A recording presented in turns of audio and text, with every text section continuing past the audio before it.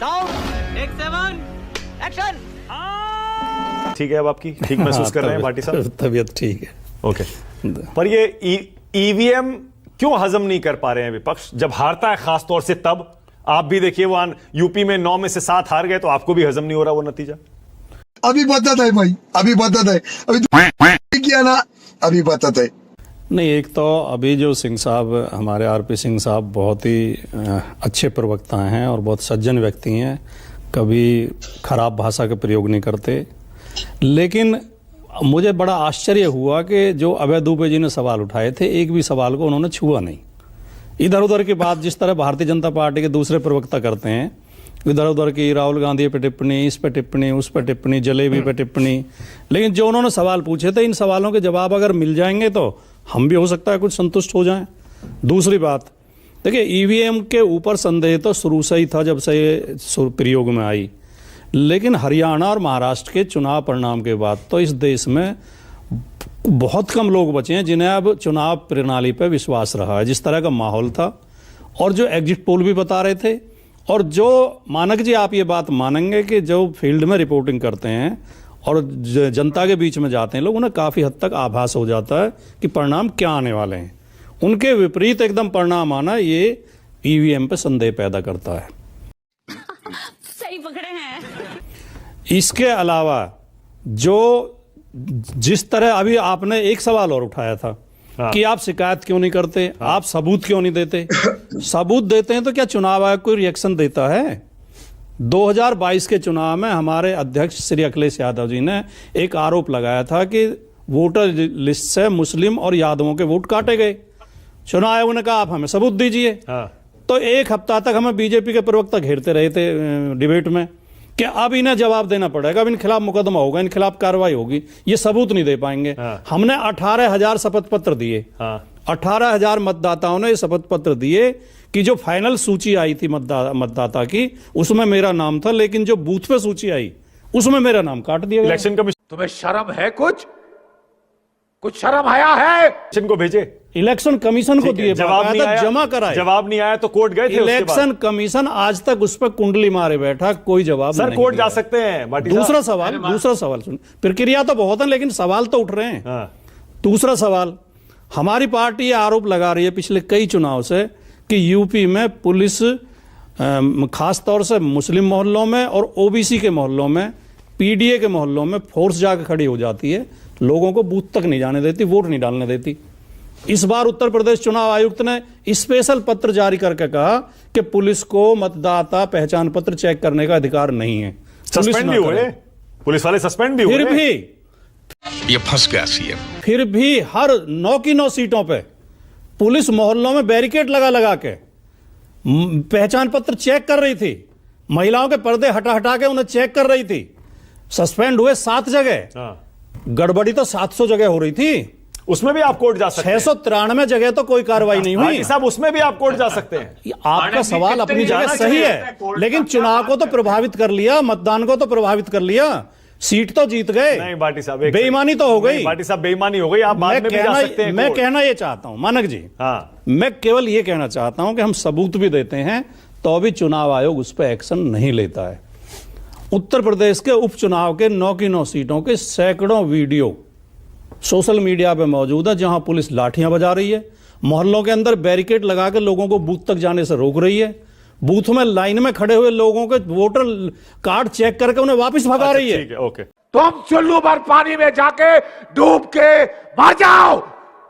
और पिस्तौल तान रही है महिलाओं पर। ठीक है, ओके। जगह जगह उसके सबूत है, लेकिन चुनाव आयोग कुंडली मारे बैठा है। ठीक है, अब होता क्या है ना, विपक्ष भी जैसे मैंने कहा ना कोई सबूत देता है ना कोर्ट जाता है। मैं बोलता रहा हूं सबूत। अरे सर, बोलने से नहीं होता है ना सबूत। मैं आपकी बात मान लूं, आप कह रहे हो, मैं कह रहा हूं हमने 18,000 एफिडेविट दिए हैं। सर, इलेक्शन कमीशन अगर सुनवाई नहीं करता, आपको कोर्ट जाना चाहिए। कोर्ट से ऊपर कुछ नहीं है। देखिए सुनिए, सुप्रीम कोर्ट, हाई कोर्ट ही चले जाते। मैं कहूं जी, वाजपेयी जी ने मुझे मेरी पिटाई की और मेरे पैसे छीन लिए।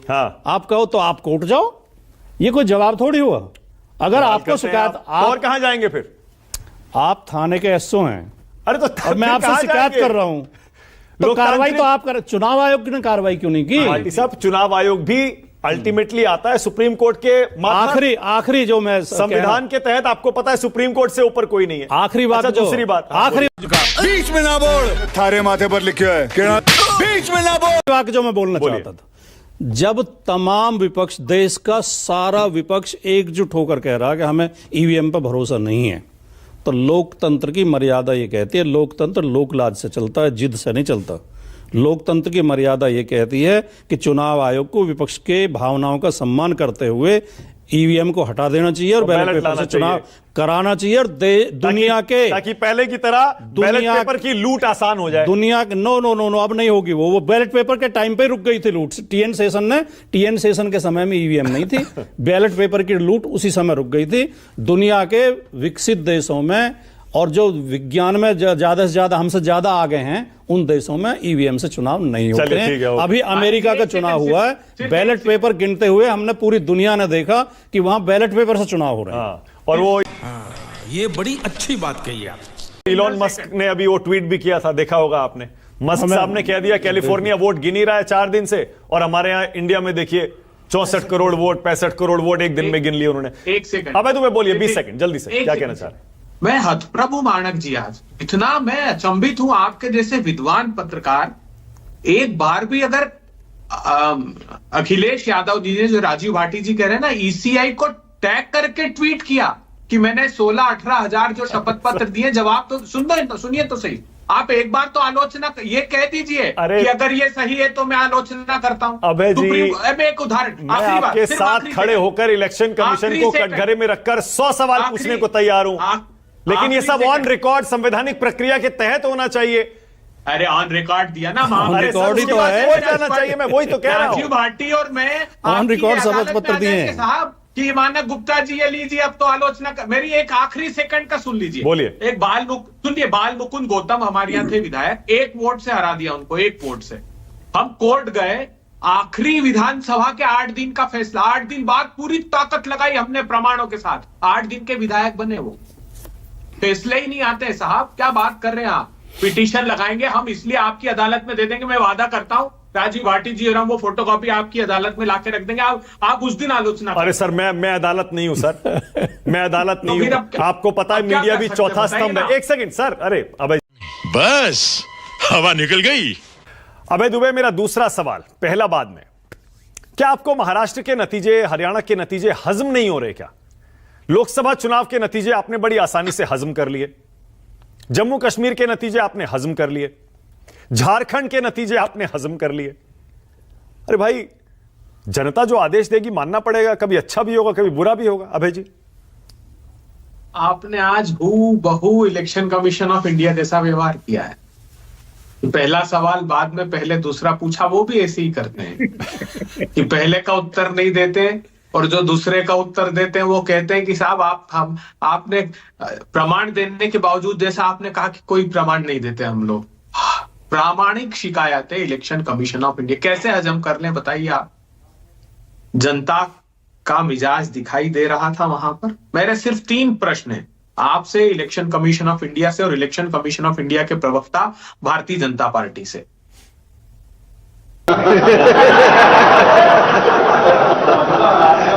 भिंड से लेकर 2017 से भिंड से लेकर कासरगोड केरला तक मॉक टेस्ट में बटन किसी का भी दबाव, पर्ची भारतीय जनता पार्टी की कैसे निकलती है?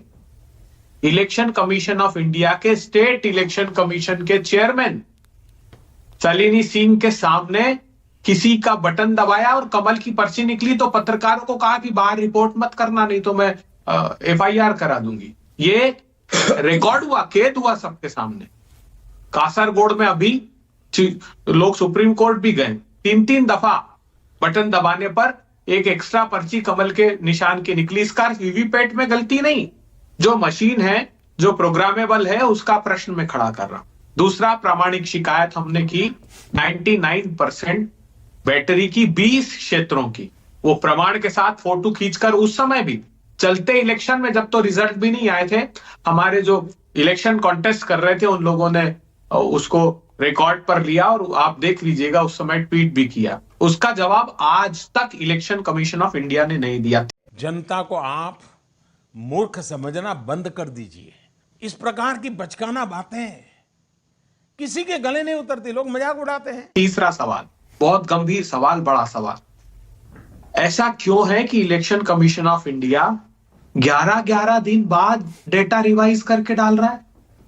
आप देखिए कि जो फर्स्ट फेज था 2024 के चुनाव का, लोकसभा का, पहले चरण के डेटा 11 दिन बाद और दूसरे चरण के डेटा 4 दिन बाद 5.57% इंक्रीज करके डाले। और इसलिए उस बात को मैं गंभीरता से लेता हूं कि उन्होंने एग्जैक्ट डेटा डालना बंद कर दिया।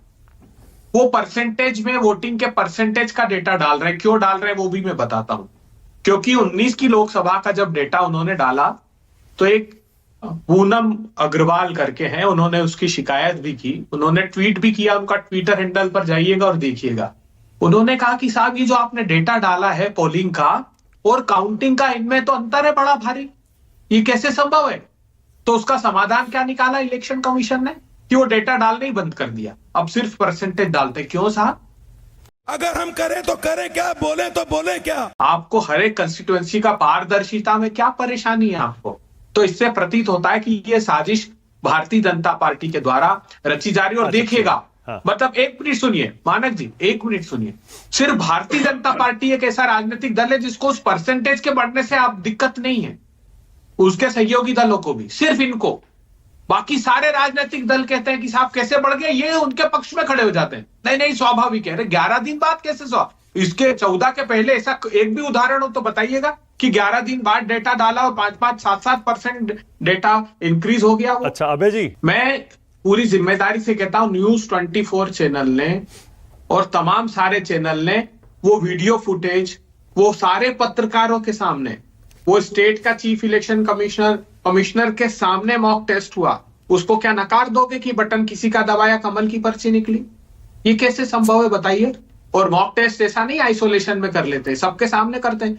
वो तो इनका हर एक चीज में यही जवाब है, हर बार। आपको जानते हैं, एक मैं बहुत बढ़िया बात बताता हूं, राफेल के केस में एक सुप्रीम कोर्ट में सुधार याचिका लगाई सरकार ने कि अपने साहब सुप्रीम कोर्ट में जो निर्णय आया 5 पैराग्राफ में गलतियां थी, वो कंपनी के फॉर्मेशन की डेट से लेकर 5 बड़ी गलतियां जो वो पॉइंट आउट कर दी कपिल सिब्बल साहब और इन्होंने कि ये कितना बड़ा ब्लंडर है। तो एक सुधार याचिका तो ऐसा नहीं है, जो एफिडेविट दिए जाते हैं उसकी प्रामाणिकता पर हमसे, और जब हम ये कह रहे हैं क्या दिक्कत है, अच्छा चलिए बैलेट से हो जाएगा तो क्या कमी है? अच्छा इमोशनल डैमेज।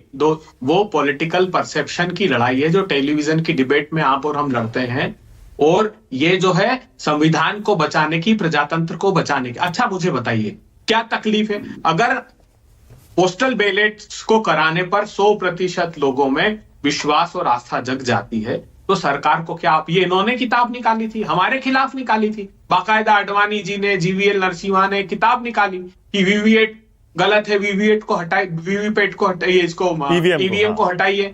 और ये तर्क देते थे उस समय भी कि विश्व का कोई भी देश ये व्यवस्था आप सही कह रहे हैं। मैं अभी इस पर जवाब लेता हूं, अभी जवाब लेता हूं आरपी सिंह से। मैं सिर्फ 3 बातों का जवाब था, सिर्फ 3 बातों का। आरपी सिंह साहब जो है बड़े विद्वान भारतीय जनता पार्टी के प्रवक्ता हैं, बहुत आरपी सिंह साहब स्टडी भी करते हैं। 3 बातों का जवाब दे दें। ये डेटा डालना ईसी ने बंद कर दिया, क्या ये सही मानते हैं? सिर्फ परसेंटेज दे रहे हैं। क्या 19 के डेटा में पोल डले हुए में और वीसी ने वेबसाइट पर डाला था उसमें अंतर है, उसको सही मानते हैं? क्या 99% बैटरी का चार्ज रहनी चाहिए? ये बता दीजिए। क्या वीवीपैट में जो दूसरे चिन्ह कमल का निशान आ रहा है तो सबके सामने सारे रिपोर्ट हुआ है, वो क्या वो ठीक है? इन 3 प्रश्नों का जवाब दे। नहीं अभय जी पहले एक सेकंड, मेरे 1-2 और सवाल है, अभी आप जवाब ले लीजिएगा आरपी सिंह से, मैं भी पूछूंगा, आपके साथ मिलकर पूछूंगा जी। लोकसभा चुनाव के समय आपने ये मुद्दे क्यों नहीं उठाए जहां बीजेपी बहुमत से नीचे आ गई थी? वहां बीजेपी 243 पर आ गई ना, आपने उसे अपनी जीत माना, सेलिब्रेट कर रहे थे आप, और वो तो छोटा चुनाव नहीं था, वो तो पूरे देश का चुनाव था। किसने कहा नहीं किए? संवैधानिक रूप से आप जाइए, सीताराम येचुरी, डेरेक ओबेरॉय, जयराम रमेश, पवन खेड़ा, कांग्रेस पार्टी का लीगल सेल, बाकायदा हमने शिकायत भी की। और अभी योगेंद्र यादव जी आपकी डिबेट में आके पूछिएगा, ये सब लोग इलेक्शन कमीशन गए हैं।